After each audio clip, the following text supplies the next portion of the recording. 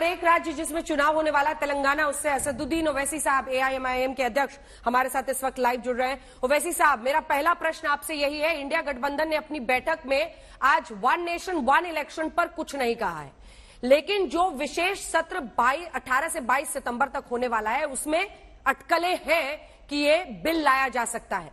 क्या आप इसके पक्ष में हैं? अभी तक तो आप विरोध में ही बोल रहे हैं, लेकिन एक देश एक चुनाव के जरिए एक बहुत बड़ा बदलाव हो सकता है। देश के रिसोर्सेस, संसाधनों पर जो खर्च होता है, जो वक्त जाया होता है, जो प्रशासनिक दबाव रहता है, उन सबसे निजात मिलेगा। फिर क्या अड़चन है, क्या दिक्कत है, क्यों नहीं होना चाहिए, क्यों ना है? कमेटी बनाई गई है, वो बात करेगी इस पे। नहीं, जब लॉ कमीशन ने अपना पॉलिटिकल पार्टी से, जनता से ओपिनियन पूछा तो उस वक्त ही हमने लॉ कमीशन को लिखकर दे दिया था कि हमारी party one nation one election के खिलाफ है।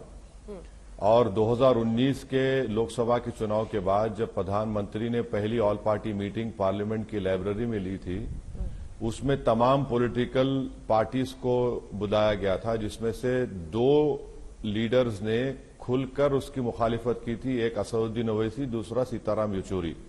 कांग्रेस ने एम्बिगुअस, जो अंग्रेजी में बोलते हैं, आधी बात आधी उधर कर रहे थे। अब आप कहते हैं कि चुनाव अच्छा होगा, एक साथ हो जाए।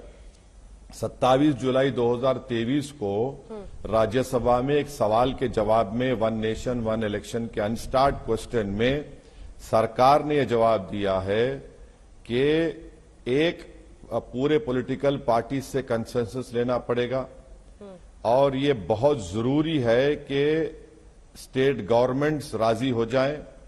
और तीसरा उन्होंने कहा कि थाउजेंड्स ऑफ करोड़ यानी हजारों करोड़ रुपए की जरूरत पड़ेगी नए ईवीएम्स और वीवीपैट्स के लिए। अब ये नहीं मालूम कि हजारों करोड़ कहां से आएंगे। मोदी जी तो जादूगर, जबान के जादूगर जरूर हैं, मगर पैसों के जादूगर बन जाएंगे तो मुझे नहीं मालूम।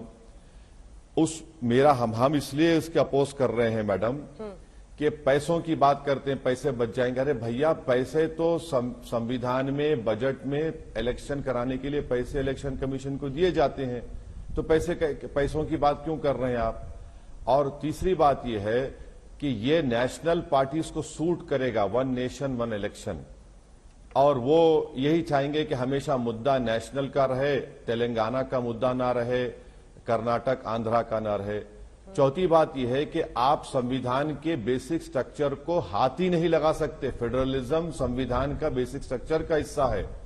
आप ये नहीं बोल सकते कि पैसे बच जाएंगे, कन्वीनियंस होगा। अरे भैया, कन्वीनियंस और पैसे बचने की बात को लेकर आप फेडरलिज्म को संविधान से हटा नहीं सकते, तो इसलिए हम इसका अपोज कर रहे हैं। ये संविधान के खिलाफ होगा। 2 काउंटर क्वेश्चन है आपकी बात से ही निकला हुआ। एक, आपने कहा कि नेशनल इश्यूज पर इलेक्शन कर देंगे। कई राज्यों ने यह साबित किया है, कर्नाटक ने साबित किया है। इससे पहले आपने देखा दिल्ली में केजरीवाल के लिए चुनते हैं, लेकिन जब लोकसभा आता है तो सभी साथ के साथ सांसद बीजेपी के होते हैं। ऐसा ही आपने देखा अनेकों, राजस्थान कांग्रेस की सरकार बनी, लेकिन जब लोकसभा चुनाव हुए तो सारी की सारी सीटें बीजेपी को आ गई। कई राज्यों में, कर्नाटक में आप देखिए, जनता बहुत स्मार्ट है सर। जनता को पता है उसको किसको चुनना है। उसको पता था कि बासवराज बोम्मई को दूसरा मौका नहीं देना है, वहां पर ब्लडबाथ कर दिया बीजेपी के लिए, कांग्रेस की सरकार बना दी। जहां उसको विकल्प दिखता है वो विकल्प चुनते हैं, लेकिन ये नहीं बताता है कि फिर वो लोकसभा चुनाव आने पर बीजेपी का साथ नहीं देंगे। तो जाहिर तौर पर उन्हें वहां पर भी पता होगा कि हम राज्य के लिए क्या वोट करना है और दूसरी तरफ लोकसभा के लिए क्या करना है। ये डिफरेंशिएशन करने का वक्त तो उन्हें मिलेगा ही। तो इसका जवाब यह है कि एम्पिरिकल डेटा है मैडम, जिसमें यह बताया गया है कि 77% लोग अगर एक साथ चुनाव होगा तो वो एक ही पार्टी को वोट देंगे, डिफरेंशिएट नहीं करेंगे। तो इसीलिए कह रहा हूं कि नेशनल पार्टीज के पास रिसोर्सेज बहुत ज्यादा होंगे, लेवल प्लेइंग फील्ड नहीं होगा। अब जब लेवल प्लेइंग फील्ड की बात कर रहे हैं तो इलेक्टोरल बॉन्ड सबसे ज्यादा बीजेपी को क्यों मिल रहे हैं, असदुद्दीन ओवैसी को क्यों नहीं मिल रहे हैं, दूसरे पार्टीज को क्यों नहीं मिल रहे? और इलेक्टोरल बॉन्ड ऐसी कौन सा कोक का फॉर्मूला है कि सिर्फ प्रधानमंत्री को मालूम और आरबीआई को मालूम? तो हम यही तो बता रहे हैं आपको, लेवल प्लेइंग फील्ड नहीं होगा। आप जनता की बात कर रहे हैं, मगर यही जनता का डेटा बता रहा है कि एक साथ जब चुनाव होते 77% लोग एक ही पॉलिटिकल पार्टी को वोट देते हैं। तो आप संविधान के जो पार्लियामेंट्री डेमोक्रेसी है, फेडरलिज्म है, आप उसको कन्वीनियंस के नाम पर उसको सैक्रिफाइस नहीं कर सकते। आप पूरा देश जो इलेक्शन मोड में रहता है, तमाम मंत्री, मुख्यमंत्री, प्रधानमंत्री सब चुनावी कैंपेन में लगे रहते हैं, अधिकारियों का भी वही हाल रहता है। आपको नहीं लगता उससे निजात पाने की जरूरत है? मैं बड़ी तस्वीर पर आपसे बात कर रही हूं। किस दल का अस्तित्व बचता है, किसका बिगड़ता है, उसकी बात नहीं कर रही हूं। मैं बात कर रही हूं प्रशासन की, देश की, देश में कैसे काम हो सके, वरना हम हमेशा इलेक्शन मोड में रहते हैं। हाँ,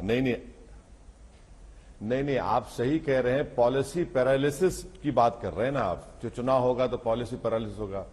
मैडम, पिछले 9 साल से तो बीजेपी तो हर रोज इलेक्शन कैंपेन में रहती है। हैदराबाद का म्युनिसिपल कॉर्पोरेशन है तो देश के होम मिनिस्टर पहुंच जाते हैं। हैदराबाद का म्युनिसिपल कॉर्पोरेशन है तो 6 यूनियन मिनिस्टर पहुंच जाते हैं, 10 दिन तक कैंप करते हैं। तो इससे पॉलिसी पैरालिसिस पैदा हो रहा। पॉलिसी पैरालिसिस, अच्छा ये बोलते कि मॉडल कोड ऑफ कंडक्ट की वजह से हम नहीं कर सकते, झूठ है ये। हाँ। मॉडल कोड ऑफ कंडक्ट आपको नहीं रोकता डेवलपमेंट एक्टिविटीज करने के लिए। अब मिसाल के तौर पर अभी देश में 5 सितंबर को बहुत से जगहों पर बाई इलेक्शन होने जा रहे हैं। तो प्रधानमंत्री ने ऐलान कर दिया कि भाई गैस का सिलेंडर पे 200 रुपए कम हो रहे हैं। डेवलपमेंट एक्टिविटीज पे कहां रोक लग रहा है आपको?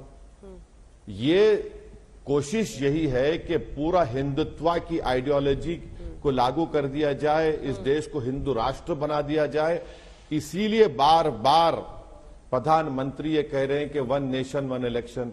अरे आप 1 नेशन 1 तो सर ओवैसी साहब एक ही झंडा रहता है बार बार। इलेक्शन 1 नेशन 1 इलेक्शन की भी चर्चा और एक ही झंडा रहता है सर।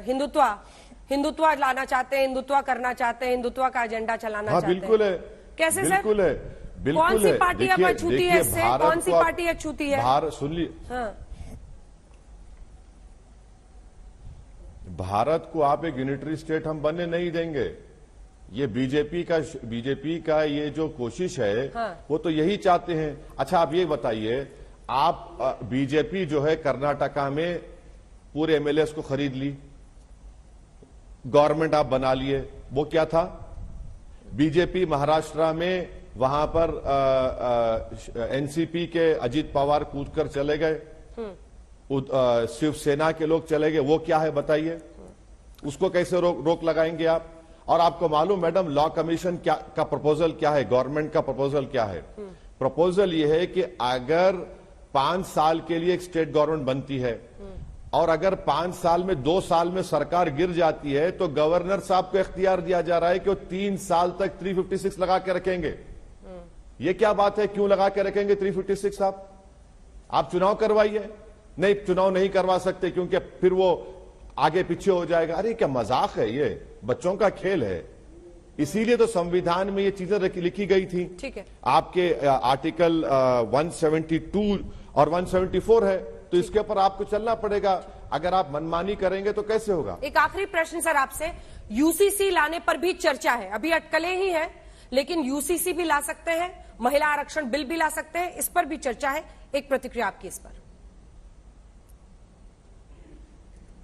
नहीं, यूसीसी लाना है तो प्रधानमंत्री खड़े होकर जाकर छत्तीसगढ़ में कह दें कि यूसीसी लाएंगे, वहां के ट्राइबल लोग जवाब दे देंगे उनको।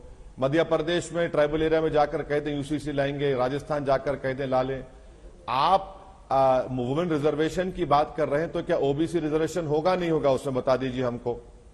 और तीसरी बात यह है कि यूसीसी की आप बात करें तो हिंदू अनडिवाइडेड फैमिली के टैक्स रिबेट सबको मिलेंगे नहीं मिलेंगे? दायरे से बाहर कर दें यूसीसी में तो? हाँ, कई जगहों पर चर्चा है कि यूसीसी में ट्राइबल्स को उस दायरे से बाहर कर दें। यूसीसी कहां होगा मैडम? तो देखिए फिर यूसीसी कहां होगा? इस देश में 1.5 करोड़ ट्राइबल तो नॉर्थ ईस्ट में है और 9 करोड़ के करीब दूसरे स्टेट्स में है।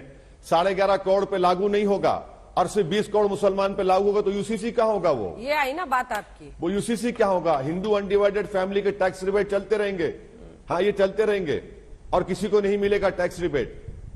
हिंदू मैरिज एक्ट चलता रहेगा और मुसलमानों का आप कानून चेंज कर देंगे।